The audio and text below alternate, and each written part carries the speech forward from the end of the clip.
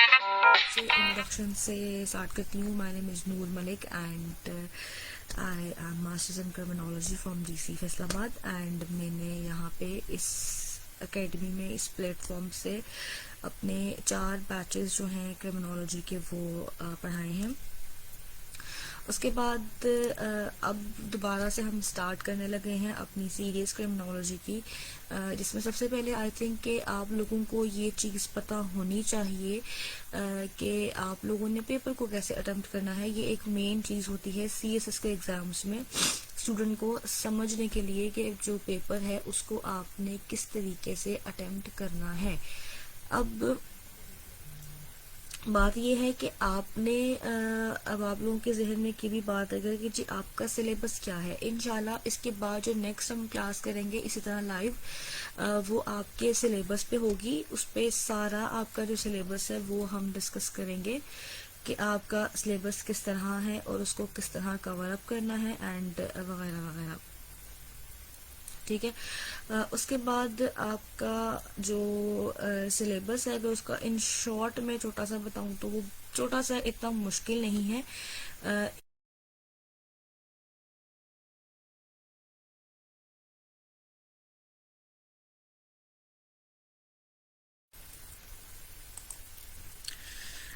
अच्छा, उसके बाद नेक्स्ट मैंने आपको बता दिया कि जो इसके बाद फर्दर हमारी वीडियो या क्लास होगी वो होगी सिलेबस के ऊपर.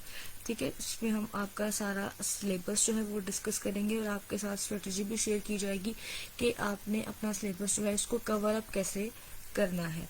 अच्छा, उसके बाद अब हम स्टार्ट करते हैं. सबसे पहले पेपर अटेम्प्टिंग टेक्निक बात करते हैं.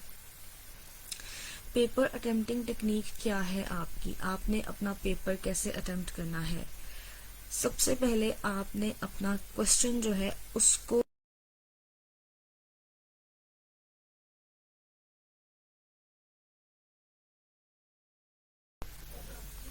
ठीक है. अच्छा, ये रहा आपका फर्स्ट क्वेश्चन. ठीक है. इसे अभी आपको समझाने के लिए बता रही हूँ. इट्स योर CSS 2020 का आपका ये क्रिमिनोलॉजी का पेपर है. ठीक है.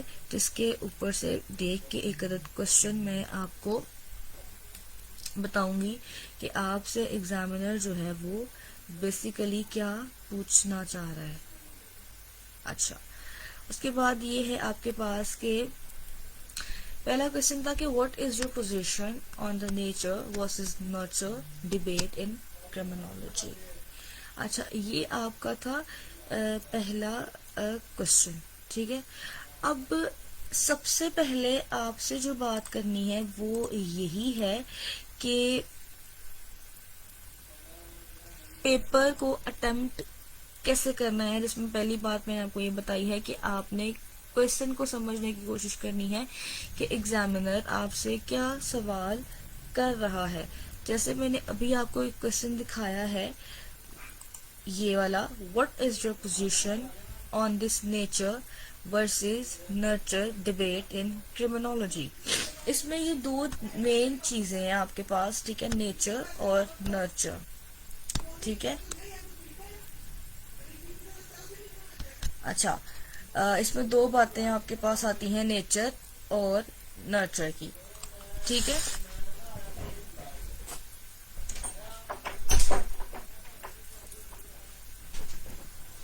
आपने इन दोनों बातों को समझना कि एग्जामिनर ने जो 2 मेन बातें इसमें यहाँ पे ये वाली हाईलाइट की हैं, लाइक नेचर और नर्चर. अब एग्जामिनर इसमें क्या पूछने की कोशिश कर रहा है, आपने इन 2 बातों को देखना. अब यहाँ पे बहुत से स्टूडेंट्स ऐसे भी होंगे जिनको नर्चर का मीनिंग ही नहीं पता होगा. ठीक है. नेचर का मीनिंग सबको पता होगा, लेकिन नर्चर का मीनिंग बहुत से स्टूडेंट्स को यहाँ पे नहीं पता होगा. हर किसी की वोकैबुलरी और इंग्लिश इतनी अच्छी नहीं होती कि उनको हर तरह का जो मीनिंग है या हर तरह की जो बात है वो पता हो. ठीक है. अच्छा, उसके बाद आपके पास आती है कि आपने पहले तो समझा कि एग्जामिनर आपसे क्या पूछना चाह रहा है. जब आपको ये समझ में आ गया फिर आपने नेक्स्ट पढ़ा कि डिबेट इन क्रिमिनोलॉजी. अब क्रिमिनोलॉजी में इन 2, ठीक है, अब क्रिमिनोलॉजी में ये आपका जो है यहाँ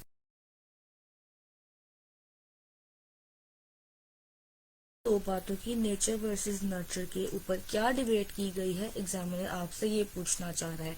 अगर तो आपको नेचर और नर्चर दोनों का समझ में आता है मीनिंग क्या है, तो आप इजीली इस क्वेश्चन को अटेम्प्ट कर लोगे। ठीक है, अगर नहीं तो आपको सवाल ही समझ नहीं आएगा, तो आप फिर क्वेश्चन को अटेम्प्ट कैसे करोगे, आपके लिए हो जाएगी एक अदद मुश्किल घड़ी एग्जाम के दौरान। ठीक है। अच्छा, अब नेचर का मतलब तो होता है कि आदत। ठीक है। नर्चर का मतलब होता है परवरिश।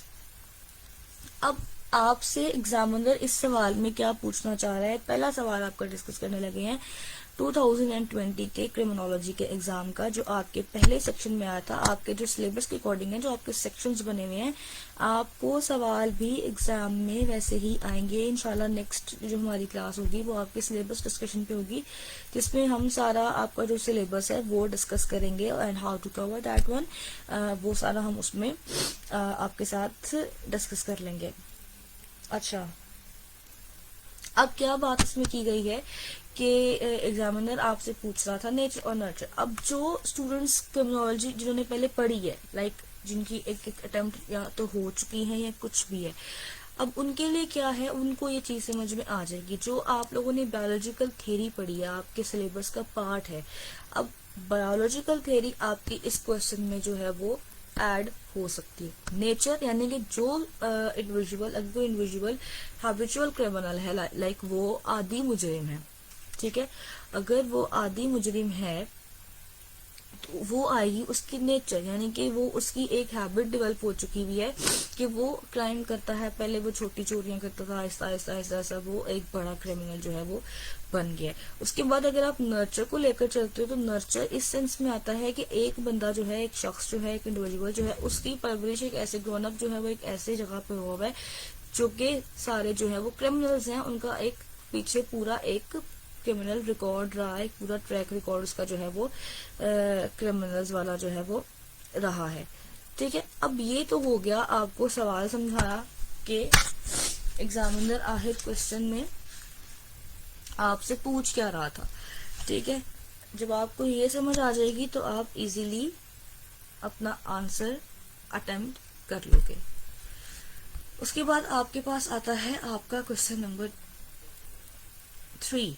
फर्स्ट क्वेश्चन होता है आपका एमसीक्यूज का, सेकंड आपसे डिस्कस कर लिया, दिस वन इज जो क्वेश्चन नंबर 3। अच्छा, अब आपके पास पहले टर्म क्या है, स्टेटमेंट आपने ध्यान देनी है कि डिफाइन एंड एक्सप्लेन। क्या कह रहा है, define and explain the following concepts.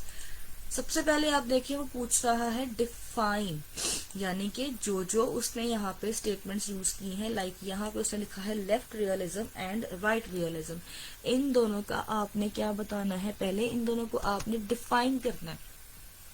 ठीक है, पहले आपने दोनों को डिफाइन कर दिया। कुछ स्टूडेंट्स इस तरह के होते हैं जो कि अच्छा सवाल पढ़े, लेफ्ट रियलिज्म और राइट रियलिज्म का पूछा गया, छापना शुरू कर दिए।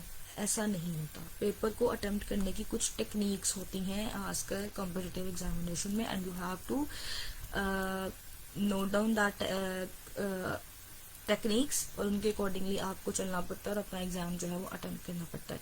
लास्ट टाइम एग्जाम जो आपका क्रिमिनोलॉजी था वो जरा लो स्कोरिंग रहा था। अच्छा, उसके बाद आपके पास आता है कि डिफाइन आपने लेफ्ट रियलिज्म और राइट रियलिज्म को कर दिया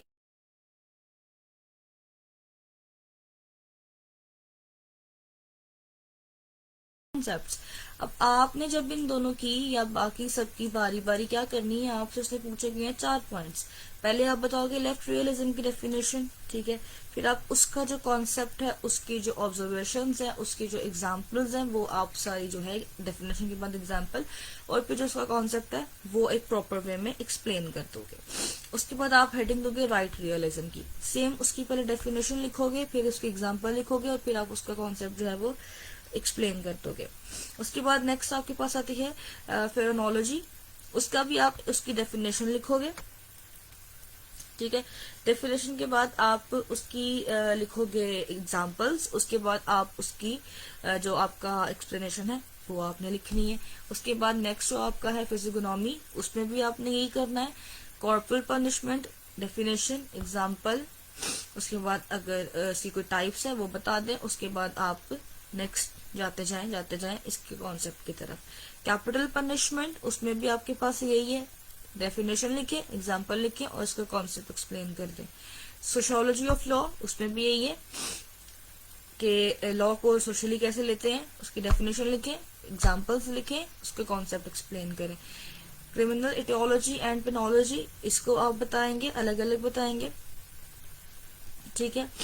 और एट दी एंड आप अपना एक अदद कंक्लूजन जरूर देंगे। जो फर्स्ट क्वेश्चन हमने डिस्कस किया था दिस वन, इसमें भी आपने क्या करना है कि स्टार्ट हमेशा करना है इंट्रोडक्शन से और एंड हमेशा करना है कंक्लूजन पे।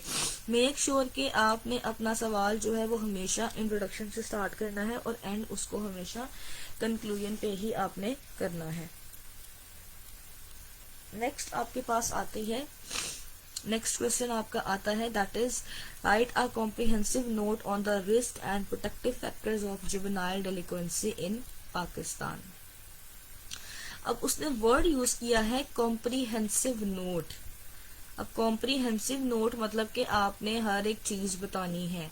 पहले आप जुवेनाइल डेलिक्वेंसी के बारे में बताओगे, ठीक है, उसके बाद आहिस्ता आहिस्ता आप उसके बाद आप जो है वो अपना सारा बाकी का बताते जाओगे, जो जो कुछ आपका इसके अंदर ऐड है, ठीक है।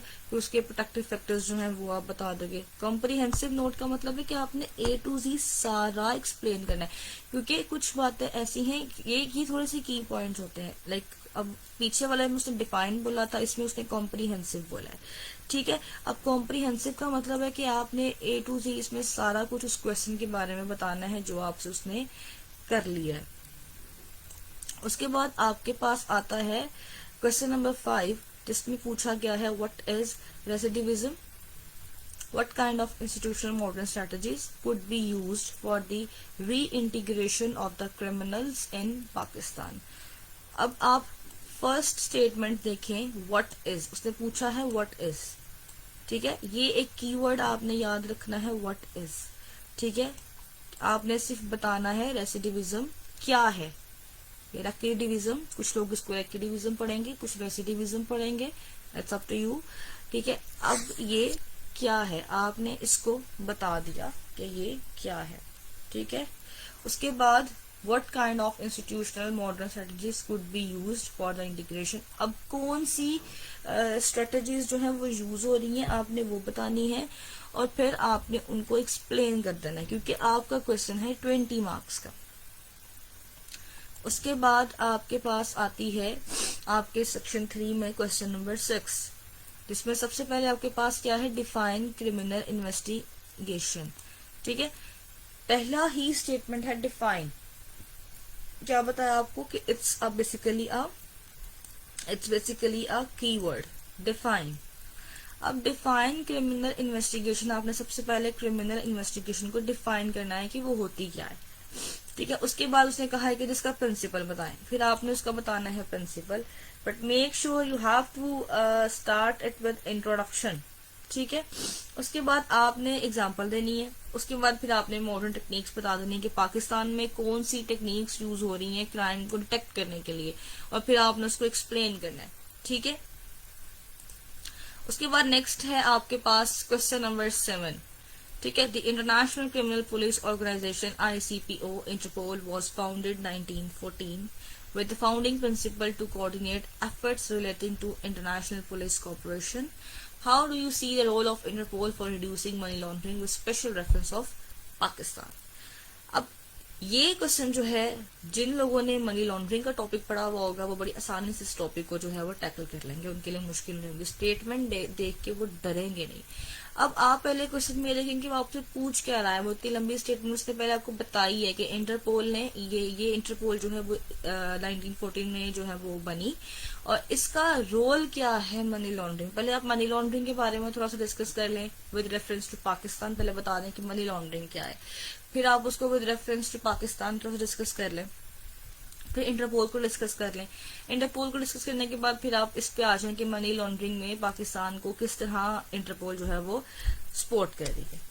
ठीक है, उसके बाद आपके पास आता है आपका क्वेश्चन नंबर 8, जिसमें पूछा गया है कि explain the institutional corrections and alternatives community correction strategies in detail. आपके पास इस क्वेश्चन में दो कीवर्ड्स आ गए, एक्सप्लेन एंड डिटेल। ठीक है, एक्सप्लेन करना है डिटेल में, यानी कि आपने हर एक चीज इस बारे में बतानी है और आपने अपने आंसर को सपोर्ट करना है प्रॉपर एग्जांपल्स देके। ठीक है, एग्जांपल्स आप कोई डेली लाइफ से भी उठा सकते हैं, कोई आपने खुद देखी हैं पढ़ी हैं, आप वो भी इसके अंदर डाल सकते हैं। उसके बाद आपके पास आता है keeping in the view, question number 9, keeping in the view the social learning perspective in criminology, discuss how terrorists use internet as tool to reinforce their ideology among youth in Pakistan। ये बहुत easy question था 2020 के exam में। ठीक है, examiner आपसे सिर्फ ये पूछना चाह रहा है कि सोशल लर्निंग पर्सपेक्टिव से जो सोशल लर्निंग थ्योरी है आपकी क्रिमिनोलॉजी के कोर्स आउटलाइन में, ये वो वाली थ्योरी आप उसके अंदर इम्पोज कर सकते हो। अब टेररिस्ट अपनी जो आइडियोलॉजी है उसको शो कराने के लिए पाकिस्तान में इंटरनेट के जरिए यूथ के अंदर किस तरह जो है वो एक रोल प्ले कर रहे हैं, वो आपने इसके अंदर बताना है with respect to social learning theory. उन्होंने ऊपर बकायदा आपको मेंशन कर दिया है कि सोशल लर्निंग जो थ्योरी है आप वो इसके अंदर ऐड कर सकते हो। आपको खुद गेस करने की जरूरत नहीं है कि इसके अंदर कौन सी थ्योरी हम लगा सकते हैं, बिकॉज आपकी जो फर्स्ट स्टेटमेंट आप उसको दोबारा पढ़ें। फर्स्ट लाइन जो है keeping in the view the social learning perspective and criminology, आपकी जो सोशल लर्निंग थ्योरी है उसके अकॉर्डिंगली जो पर्सपेक्टिव्स हैं क्रिमिनोलॉजी में उसके अकॉर्डिंग आप डिस्कस करें कि टेररिस्ट जो है वो इंटरनेट को एज अ टूल यूज करके अपनी आइडियोलॉजी को किस तरह रीइंफोर्स कर रहे हैं अमंग द यूथ। ठीक है, is it clear? If you have any question you can ask.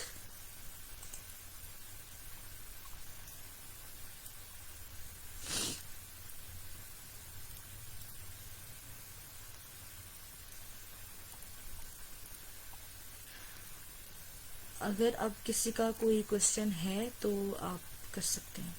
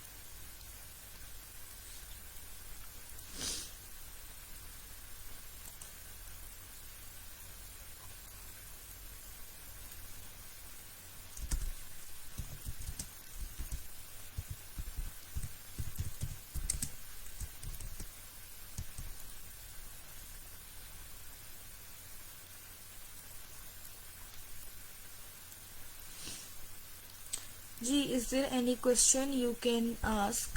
And I dropped here my number. You can contact. You can ask any question. If you have any query you can ask. And if you wanna join our batch you can contact.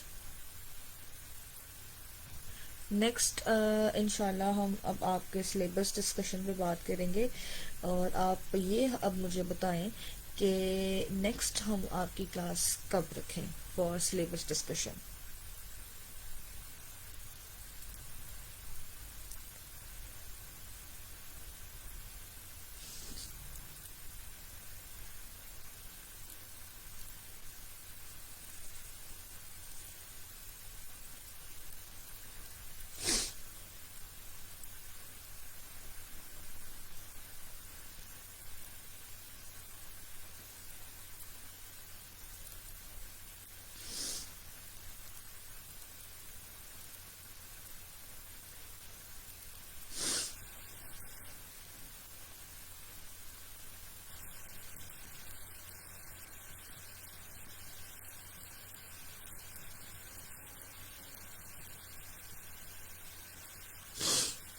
Sorry, Waleed Shah, what you are trying to ask? Politely nurture in exam. किस context में आप ये question पूछ रहे हैं, या इनके क्या पूछना चाह रहे हैं आप प्लीज दोबारा पूछिए. About which topic, syllabus discussion पे आपकी नेक्स्ट क्लास करना चाह रहे हैं, तो आप बताएं कि नेक्स्ट क्लास कब रखी जाए.